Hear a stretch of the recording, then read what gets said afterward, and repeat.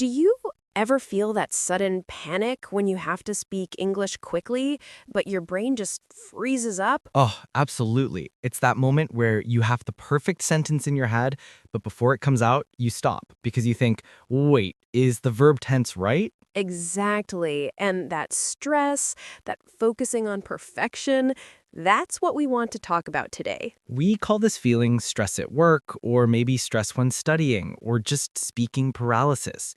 It's a huge block for learners, right? It is. Hi, everyone. I'm Mia. And I'm Leo. Welcome back to the English Blend. We're here to help you speak English more naturally and confidently. Today, even though the episode is titled Talking About Stress at Work, we're tackling the biggest stressor in English learning: how to stop letting grammar mistakes block your fluency. Because let's be honest, trying to be perfect adds so much unnecessary stress to your day, whether you're trying to impress your boss or just ordering coffee. Exactly. So grab your coffee and let's get started. We want to shift your focus from perfect accuracy to confident communication. Okay, let's start with two very important words that often confuse learners: fluency and accuracy. They sound similar, but they are very different goals, especially for A2 to B2 level learners. Accuracy is about being correct. It means your grammar is perfect, your pronunciation is perfect, and you use the right vocabulary every single time. It's like wanting a perfect score on a grammar exam. It's good, of course, but it's not the main goal when you are speaking. No, it's not. Now, fluency, this is our goal. Fluency simply means being able to communicate your ideas smoothly, without long pauses, so that the other person understands you easily. Fluency is about the flow of communication. It means you can get your point across. That's a key phrase, by the way. If you can get your point across, it means you successfully delivered your message. The listener understood what you meant, even if you made a small mistake with a preposition or an article. Imagine you are at a cafe. You want to say, I want coffee now, but you accidentally say, me want coffee now. A simple mistake. The accuracy is low, but the fluency is high because you said it quickly and the barista understood you immediately. You got your point across. If you stopped for 5 minutes trying to remember if you should say, I would like a coffee, or I would like the coffee, or I want some coffee, you lose fluency. The barista's waiting and you feel stressed. That internal stress is terrible. We spend so much energy worrying about how we say it that we forget what we are trying to say. And this is often where grammar comes in and blocks us. Why does grammar block fluency? Because for many students, grammar rules are like a mental checklist. Before you speak, you mentally check subject-verb agreement, past tense or present perfect, plural or singular. And by the time you check all those boxes, the moment to speak has passed. You miss the opportunity. You look silent or shy when really you were just busy being a grammar detective. Exactly. We need to remember that fluency equals communication, not perfection. If you focus too much on being accurate, you will naturally be less fluent. Think of it like driving a car. When you first learn, you focus on every single step: mirror, signal, shoulder check, gear shift. That's the accuracy phase. You drive slowly and awkwardly. But once you are fluent at driving, experienced, you don't think about those steps anymore. You just drive. That's what we want for speaking English. We want to move from awkward checking to automatic speaking. And the beautiful thing about language is that the context usually makes up for the mistakes. The listener is helping you. That's a great point. Most native speakers are totally happy if you just try. They are not correcting your homework. They are having a conversation. If you make a mistake like using he instead of she by accident, the listener will probably just correct it internally and keep listening. It's not the end of the world. That's another key phrase. If something is not the end of the world, it means it's not a serious problem. It's manageable. Making a grammar mistake is definitely not the end of the world. Your life will continue. That phrase is so useful. Whenever you feel stressed about a potential error, just remind yourself, it's not the end of the world if I use the wrong tense. I just need to get my point across. We often see students get totally stuck. They feel like they hit a wall. Ah, to hit a wall. This is our third key phrase for today. It means you reach a point where you cannot make any more progress or you are too tired or blocked to continue. You hit a wall when you are speaking and suddenly you stop, you freeze, and you can't remember the next word. This often happens when we are stressed about grammar. So to summarize this first part, we are prioritizing flow, fluency, over correctness, accuracy. We're accepting that making mistakes is normal, and it's not the end of the world. The goal is simply to get your point across. I remember once when I was traveling in Italy, this is my short story / cultural note, my Italian is very, very basic. Maybe A1 level, Very brave. I needed to find a specific train station. I knew the name, but I didn't know how to ask the question perfectly. I was worried about using the future tense or the conditional tense. You had the grammar checklist running. Exactly. I stood there for a minute, getting stressed. Then I just decided to throw the grammar checklist away. I walked up to a woman and said, using lots of hand gestures, "Excuse me, train station, station name. Where?" Super fluent, zero accuracy. Yes, 0 accuracy, but maximum fluency. She looked at my gesturing, understood the word where and the name of the station, and immediately pointed me down the street. You got your point across. Mission accomplished. Totally accomplished. It was such a relief. I realized then that communication is a two-way street. The person listening is often trying to understand your meaning, not grade your sentence structure. That is a great cultural note. In almost every country, people appreciate the effort you make to speak their language, even if it's messy. That stress we put on ourselves is mostly internal. It's all internal pressure. We need to release that pressure. And how do we do that practically, Leo? How do we train our brains to be fluent first? We have 3 really effective practical tips here. These are strategies that help you focus on communication chunks instead of single perfect words. Tip number 1 is called massive listening. This sounds like a huge job, but it's actually very relaxing.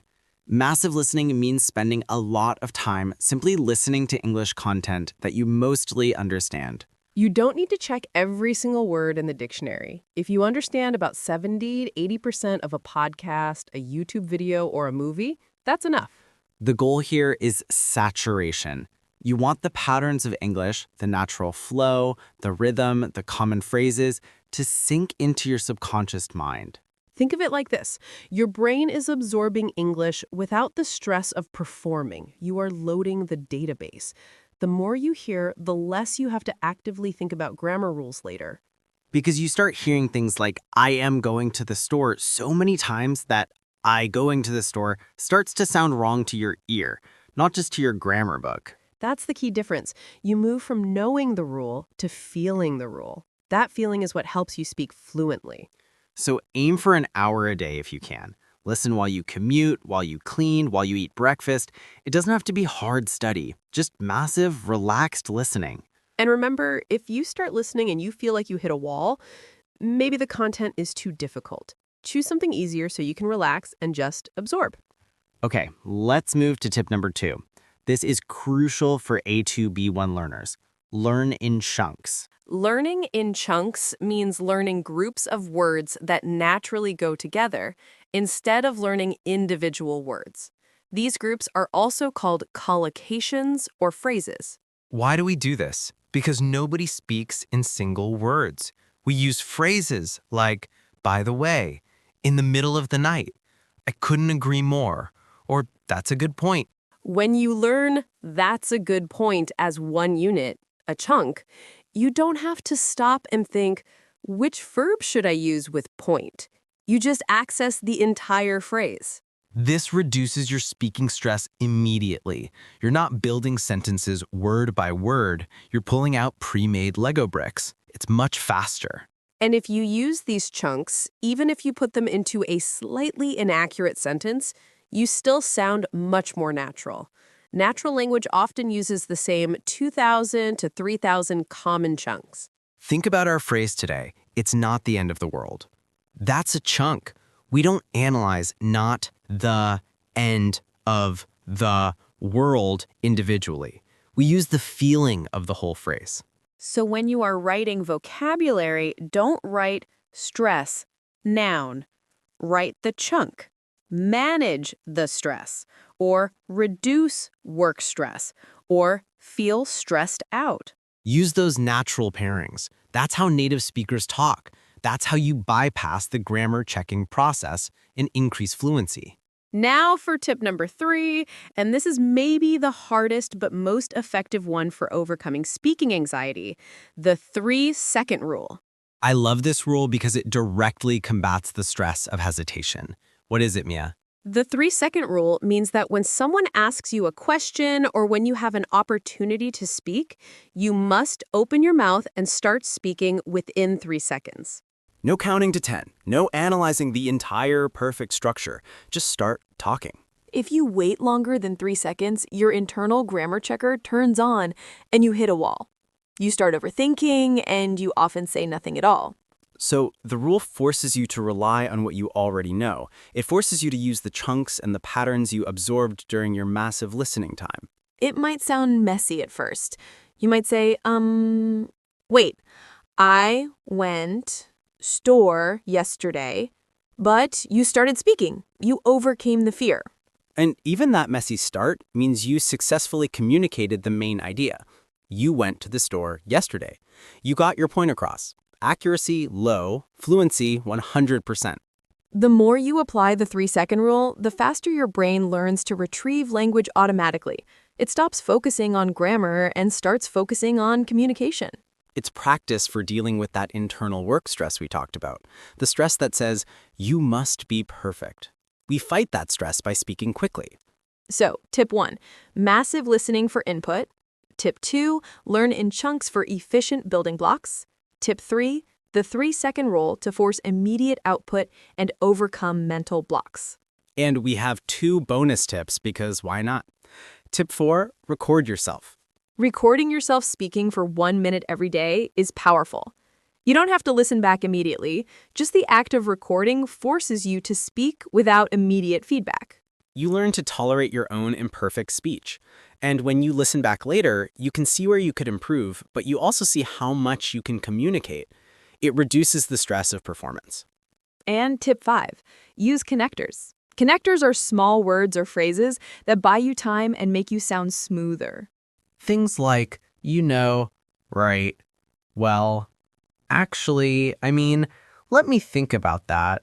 Or, that's a tricky question. Fillers are your friends. If you need a moment to retrieve a word, don't pause silently. Say, or, well, let's see. This maintains fluency even when your brain is struggling. It shows the listener that you are still engaged and thinking. It helps you bridge the gap between thinking in your native language and speaking English. So much better than just stopping and getting stuck. Which brings us back to those key phrases. We introduced 3 very useful phrases today that can help you talk about communication and stress. First, to get your point across. This means communicating successfully, making sure the listener understands the main idea. Example, my English isn't perfect, but I managed to get my point across in the meeting. Second, to hit a wall. This means you reach a roadblock or a point of failure where you cannot continue, usually due to exhaustion, difficulty, or a mental block. Example, I was speaking quickly and then I suddenly hit a wall and forgot the verb for arrive. And third, our favorite stress-reducing phrase, it's not the end of the world. Meaning, this is not a serious problem. Don't worry about it. Example, if I forget a word, it's not the end of the world. I can just describe it instead. These are all chunks we want you to practice and use. Use them in your massive listening. Use them when you record yourself. Use them when you are forced to speak quickly using the 3-second rule. When we talk about overcoming the stress of perfection, it's really about changing your mindset. We want you to accept imperfection as part of the learning process. We need to stop treating speaking English like a stressful test and start treating it like a tool for connection. Absolutely. If you prioritize connection, you will naturally stop caring so much about whether you used for or since correctly. Because 9 times out of 10, even with that small error, you still get your point across. If you feel exhausted or frustrated with your progress, if you feel like you hit a wall, take a breath. Remember, this journey takes time, and making a mistake is not the end of the world. It takes many hours of listening and speaking practice to move from analyzing every word to automatically speaking in chunks. And we hope that by using the 3-second rule, massive listening, and focusing on chunks, you can reduce the stress that grammar places on your everyday English conversations. Think of fluency as a river. It might be a little muddy sometimes, imperfect grammar, but if the water keeps moving, you keep speaking, it serves its purpose.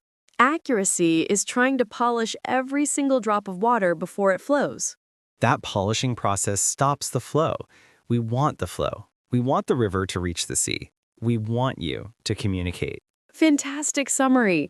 So today we talked about why fluency is more important than accuracy.